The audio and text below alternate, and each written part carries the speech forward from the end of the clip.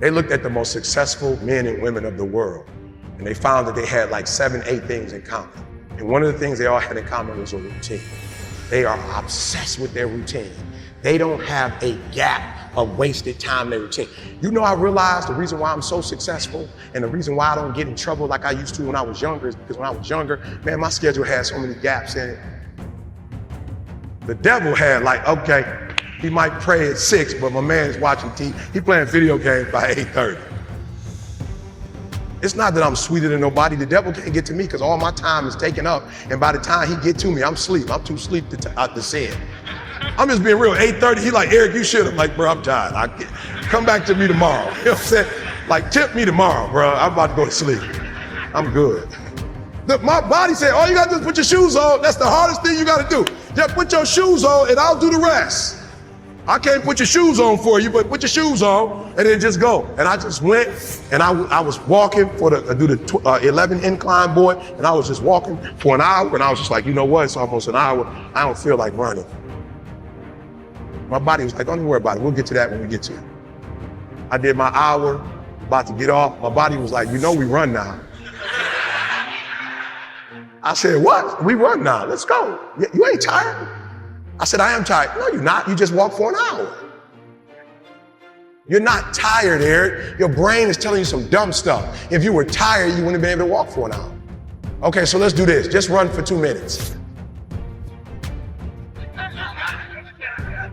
I'm trying to help somebody right now go to a whole other level.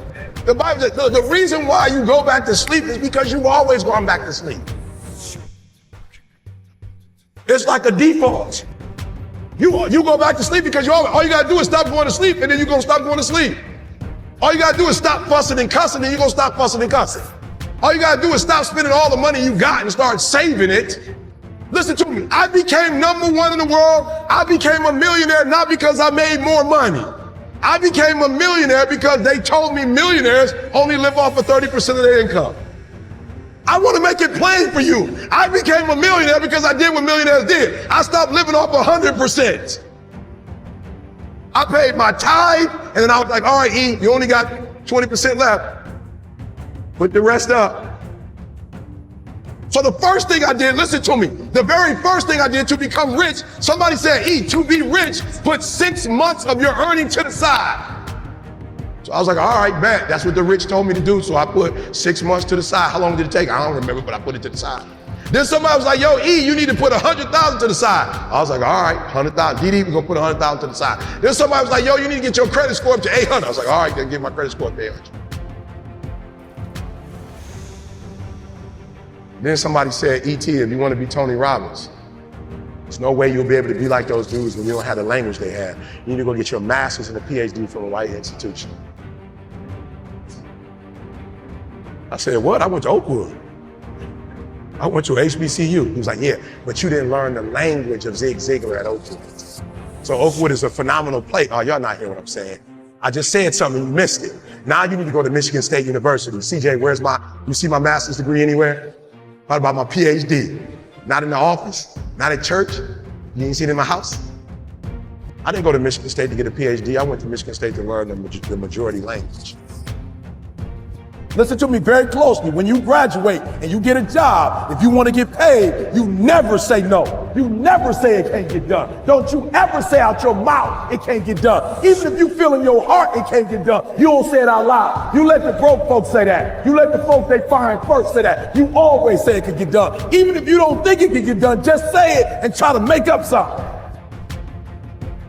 But every time I put on a dress shirt and button it up, I just feel, and I hear people say all the time, man, you look like you dressed to success. I'm like, is putting on a shirt and a tie dressed for success? I'm dressed for success. I'm getting paid. I'm dressed for success. I'm not dressed like he dressed, but I'm dressed the way I feel comfortable. I feel good being me. I feel good not to have to, like, not only can I say no, I don't have to explain why I said it no more. It feels good being me. Because guess what? I can never be sweet being you. The majority of you are poor because you read poor stuff. You watch poor stuff. Bro, you just scrolling through like you ain't got a life. For real, some of y'all on Instagram, you're on there for 30 minutes. If I ask you what you saw, you don't even know. You just scrolling through. Rich people don't waste time. They realize it's their most important commodity. They don't watch a lot of TV. They don't do a lot of entertainment. If they're not working, they're studying their craft and getting better at their craft. So I need you to stop having the poverty mindset. So when I quit my job to be an entrepreneur, my mom was like, whoa, what are you doing? I was like, I'm quit. My mom was like, don't you dare quit. You're going to embarrass me. You got a wife and kids. Does YouTube have insurance? Does YouTube have a 401k? And I was like, yo, mom, I ain't trying to be funny and I ain't trying to be disrespectful. I love you, but you can't teach me how to be a millionaire because you're not one. You come from the working class, and I'm not mad at you, mom. We wouldn't be where we are without you, but you told me that every generation is supposed to get better. So I'll take your values, but I won't take your work ethic. Because rich people don't work, they think. Poor people go, clock in, I make this much an hour. Rich people go, I put them to work, and I make this much an hour. See, what happens is you're working for you and your family one, they got 40 of you working at one time. So they're giving you 20%, and then they keeping the 80% off of 15,000 people. So what you have to decide is, are you gonna keep being the 99% or are you ready to be a part of the 1%? Because it doesn't make a difference where you come from, high school dropout. It doesn't make a difference where you come from, GED. It doesn't make a difference where you come from, a 17-year-old mom that got pregnant. It doesn't make a difference where you come from, took 12 years to get a 4-year degree. It doesn't make a difference. You know what makes a difference? What makes a difference is when you become a 99% or a 1%. And when I start thinking like, acting like, and behaving like a 1%er. So I went to every single class, and when the teachers was talking, they thought I was just doing homework. I wasn't. I was listening to how they conjugate verbs. I was listening to how they tell stories. I was like, ooh.